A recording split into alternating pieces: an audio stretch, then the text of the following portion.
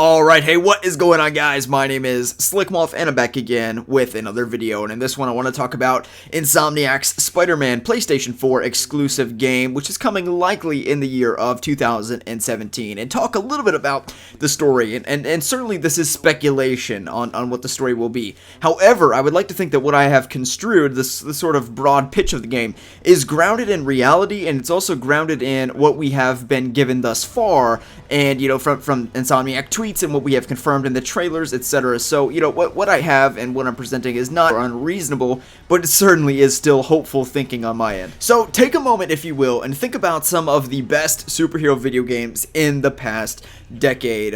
This could be Spider-Man, this can be Batman, etc.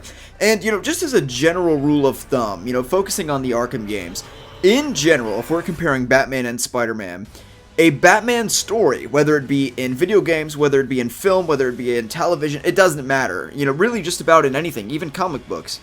Generally, a Batman story is going to feature more villains and more antagonists, just in sheer quantity, than is a Spider-Man story. So I mean, take any Batman movie, it's gonna have multiple villains in there. You know, it's gonna have you're gonna have Falcone in the background running the crime scene, and then you might have Two-Face and then Joker at the forefront of the film. And then if you look at comic books, it's the same sort of thing. You probably are going to have multiple villains in there, just by the the diverse nature of Batman's rogues gallery, which is of course the strongest in all of comics.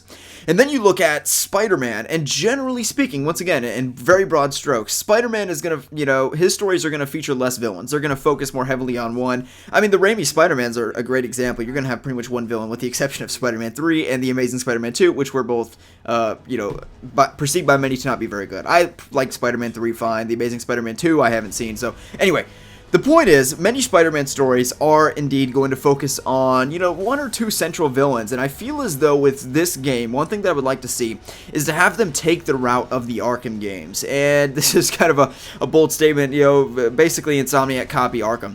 Not what I'm saying at all, because Spider-Man's villains are very, very different than our Batman's, and I think a problem that they could run into is that maybe the Rogues Gallery can't pack as much of a punch as Batman's can, and there's no shame in saying that. As I mentioned, Batman does have the strongest Rogues Gallery in all of comics. However, Spider-Man PS4 could feature and could easily be the best Spider-Man game ever made. And the way that they could do this is create a truly memorable story that features many of Spider-Man's villains at the forefront of the game. So I'm kind of excluding Arkham Knight, which I feel as though was a two-villain game. You have Scarecrow and the Arkham Knight. Everybody else, the Riddler, Penguin, these are all, they're not in the game.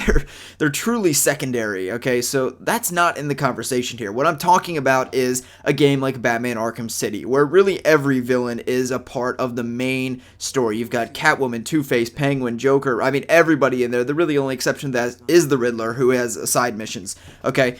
But this is what I'm kind of talking about. What I'm getting at here is that, I think it would be a mistake to focus so heavily on one villain as if it were a movie, because it's not a movie, it's a video game, right? And I think that including all of these villains and highlighting some of the underappreciated portions of Spider-Man's Rogue Gallery would work to the benefit of the game. So, in case you're not picking up on my drift here, yes, my pitch for the Spider-Man PlayStation 4 game is the Batman Arkham City of the Spider-Man universe. I feel as though this would just be a great way to really highlight some of those underutilized, yet very powerful and impactful Spider-Man villains, and many of which you may not have even heard before that they would include, that are, more exclusive to the comics, not so much in mainstream. Of course, Doc Ock, Green Goblin, and these sort of things are going to be in the mix as well. And is there any evidence to suggest that this could be the game that we're getting? And first of all, there's really two details that I draft this sort of theory from, but by no means are indicative that I'm right, okay? This is truly just a theory and my hopes and wishes and expectations.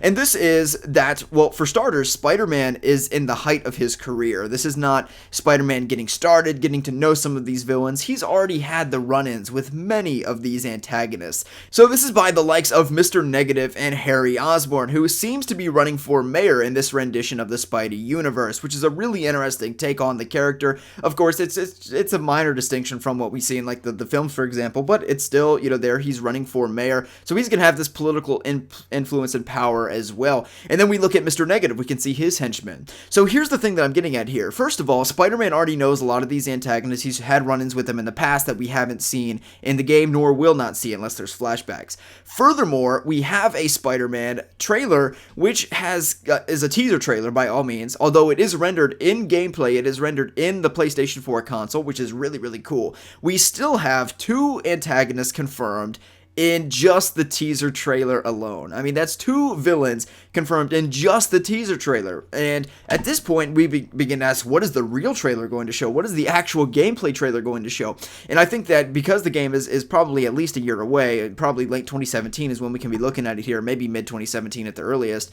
I think we could be very hopeful that there's going to be a lot of antagonists put in here. And, of course, the challenge is balancing that, right? The challenge is balancing a hefty and strong list of villains in a rogues gallery and making all of those impactful and worthwhile in their own way. So if they can, Insomniac can counter that challenge and really rise to the occasion, I feel as though they can make the most epic and cinematic Spider-Man video game of all time, and I'm really hopeful that they can do that. Of course, these are just my hopes and expectations for the Spider-Man PlayStation 4 game. Let me know yours in the comment section below. What is your pitch for the Spider-Man PlayStation 4 game?